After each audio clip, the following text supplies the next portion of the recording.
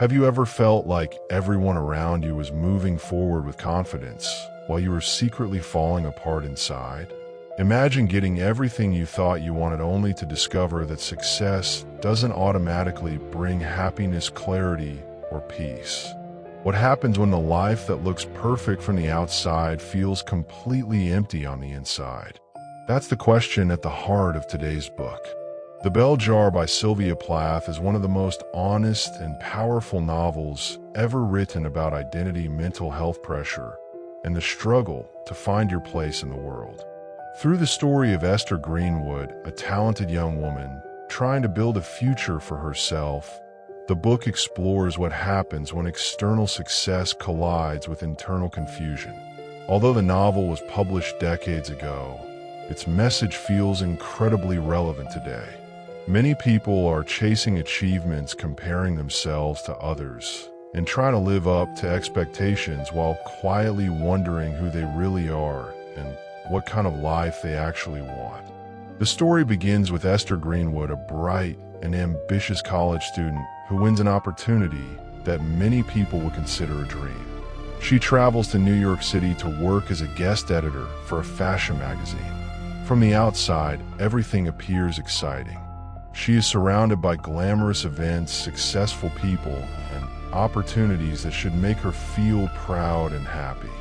But something feels wrong. Instead of enjoying the experience, Esther feels disconnected from it. She watches the world around her and feels as though she doesn't belong. While everyone else seems excited about the future, she feels confused and uncertain. This introduces the first major lesson from the book. Success and happiness are not the same thing. Many people spend years believing that happiness is waiting at the next milestone. They think they will finally feel complete once they get accepted into a prestigious school, land a great job, earn more money, or achieve an important goal. But Esther discovers that accomplishments alone cannot answer deeper questions. Who am I? What do I actually want? What kind of life am I trying to build? Imagine a student who studies for years to enter a top university. After getting accepted, everyone congratulates them. Their family is proud. Their future looks promising. Yet inside, they still feel anxious, uncertain, and lost. The achievement solved one problem, but it didn't solve every problem. The Bell Jar reminds us that external success can never replace self-understanding. As Esther spends more time in New York, she becomes increasingly aware of how lost she feels. She sees many different futures in front of her, but instead of feeling excited, she feels overwhelmed. One of the most memorable ideas in the book is Esther's vision of a fig tree. She imagines a tree filled with beautiful figs, each representing a different future. One fig represents a successful career. Another represents love and marriage. Another represents adventure and travel. Another represents creativity and writing. She wants all of them, but she realizes that choosing one means losing the others. As she hesitates, unable to decide, the figs begin to wither and fall. This powerful image represents a struggle many people experience. We often believe there is one perfect choice we must make. The perfect career, the perfect relationship, the perfect path. Because we fear making the wrong decision, we sometimes avoid making any decision at all. Think about someone who spends years researching different careers. They watch videos, read articles, ask for advice, and compare every option imaginable. Eventually, they become trapped by their own search for certainty. The fear of choosing wrong becomes stronger than the desire to move forward. Esther's experience teaches us that no life can contain every possibility. Every meaningful choice requires letting go of alternatives. That isn't failure. That's simply part of being human. The important lesson is that clarity often comes through action, not endless thinking. As the story continues, Esther returns home from New York expecting things to improve. Instead, her emotional struggles become even more intense. She applies for a writing course she hopes to attend. She gets rejected. For many people, this might seem like a disappointing setback. For Esther, it feels devastating. The rejection deepens feelings that were already growing beneath the surface. She begins to lose interest in activities she once enjoyed. Reading becomes difficult. Writing becomes difficult. Even sleeping becomes difficult. She starts feeling disconnected from the world around her. This part of the story highlights another important lesson. Ignoring emotional pain does not make it disappear. Many people try to push through emotional struggles by staying busy. They distract themselves with work, entertainment, or responsibilities. They tell themselves things will get better if they simply try harder. Sometimes that works temporarily, but unresolved pain often grows stronger when ignored. Imagine noticing a small crack in a wall and deciding not to deal with it. Months later, the crack becomes larger. Eventually, it affects the entire structure. Mental and emotional struggles can work the same way. The bell jar shows how dangerous it can be when someone suffers in silence. As Esther's condition worsens, she feels increasingly isolated. Even the people around her struggle to understand what she is experiencing. This reveals another truth that many readers connect with. The most difficult battles are often invisible. Someone can appear calm while feeling overwhelmed. Someone can look successful while feeling broken. Someone can smile while carrying enormous emotional pain. The book encourages us to remember that appearances rarely tell the whole story. Every person we meet may be dealing with challenges we know nothing about. A little empathy can go a long way.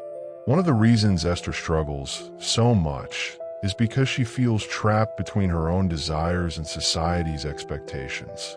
Throughout the novel, she encounters conflicting ideas about what a woman should become. She feels pressure to pursue a traditional path. At the same time, she wants independence, creativity, and freedom. She struggles to understand which desires are truly hers and which have been imposed on her by others. Although the book was written in a different era, this conflict remains incredibly relevant today. Many people still feel pressure from family, culture, social media, and society. They're told what success should look like, what career they should choose, how quickly they should achieve certain milestones, what kind of lifestyle they should pursue.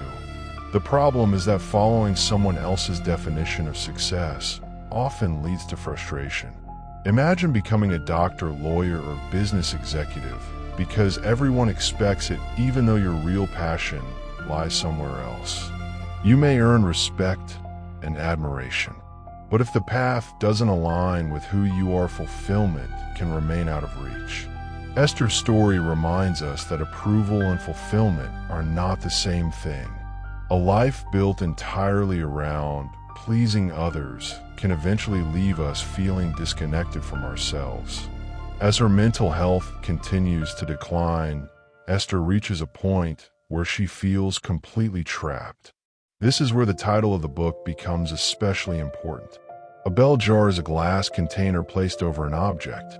For Esther, the bell jar becomes a symbol of her mental state. She can see the world around her. She can watch people living their lives, but she feels separated from them. It's as if she is trapped beneath an invisible barrier. Many readers connect deeply with this image because it captures something difficult to describe. Sometimes emotional struggles create a sense of distance from the world. People continue living their lives. Conversations continue. Responsibilities continue. Yet, internally, a person may feel detached from everything around them. The bell jar symbolizes isolation, confusion, and the feeling of being trapped inside one's own mind. What makes the symbol so powerful is that many people experience their own version of it. Not everyone faces the same challenges Esther faces, but many people know what it feels like to feel disconnected, misunderstood, or trapped by their own thoughts. Eventually, Esther receives psychiatric treatment. Her experiences with treatment are not always positive. Some of the methods used at the time were harsh and frightening. Sylvia Plath presents these experiences, honestly showing both the difficulties and the hope involved in recovery. This part of the story teaches another valuable lesson. Seeking help is not weakness. Many people believe they must solve every problem alone. They feel ashamed of needing support.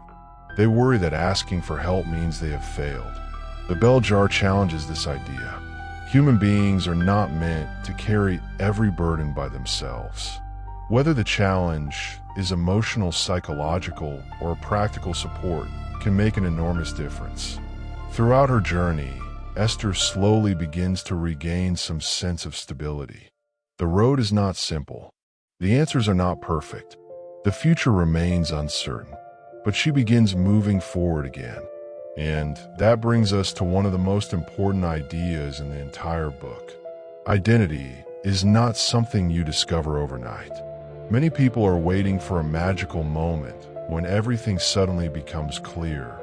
One day they think they will know exactly who they are, exactly what they want, exactly where they are going. Life rarely works that way. Most people discover themselves gradually, through mistakes, through experiences, through successes and failures, through growth. Esther spends much of the novel searching for certainty. Instead, she learns that uncertainty is part of being human. The goal is not to eliminate every doubt. The goal is to continue moving forward despite uncertainty. This lesson feels especially important in today's world. People compare themselves constantly. Social media creates the illusion that everyone else has their life figured out. We see success stories, achievements, and carefully curated highlights. What we don't see are the doubts, fears, and struggles behind those images. The bell jar reminds us that confusion is not proof of failure. Sometimes confusion is simply evidence that we are still growing. Many readers approach this novel expecting a story about depression. And while mental health is certainly a central theme, the book is about much more than that. At its core, the bell jar is about authenticity. It's about the fear of becoming someone you never consciously chose to be. It's about the danger of drifting through life based entirely on expectations. It's about the challenge of staying connected to yourself in a world full of pressure and noise. This may be the reason the book continues to resonate with readers decades after it was first published. The circumstances have changed. Technology has changed. Society has changed. But the fundamental questions remain the same. Who am I? What do I want? How do I build a meaningful life? And how do I remain true to myself while navigating the expectations of others? If there is one lesson that stands above all the others, it is this: your inner world matters just as much as your outer achievements.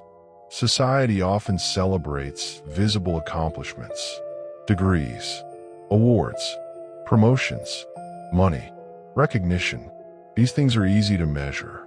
But emotional well-being, self-awareness, and inner peace are just as important. A person can achieve extraordinary success and still feel lost. A person can appear strong while struggling internally.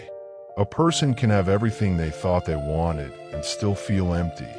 The bell jar encourages us to pay attention to what is happening beneath the surface, because lasting fulfillment comes not only from what we achieve, but from understanding who we are. Before we finish, here's one practical action you can take today. Set aside 10 quiet minutes and ask yourself a simple question. What am I doing because I truly want it? And what am I doing because I feel expected to do it? Write down your answers honestly. Don't judge yourself. Just observe. You may discover goals that genuinely matter to you. You may also discover areas where you've been living according to someone else's expectations. Small moments of self-awareness often create the biggest changes. The bell jar remains one of the most powerful explorations of identity and mental health ever written, because it refuses to offer easy answers. Instead, it asks difficult questions. Questions about success. Questions about purpose. Questions about authenticity.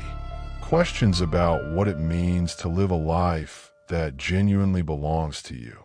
Esther Greenwood's journey reminds us that the greatest danger is not uncertainty. The greatest danger is losing touch with yourself while searching for certainty. And sometimes the most important journey isn't finding your place in the world. It's making sure you never lose sight of yourself along the way.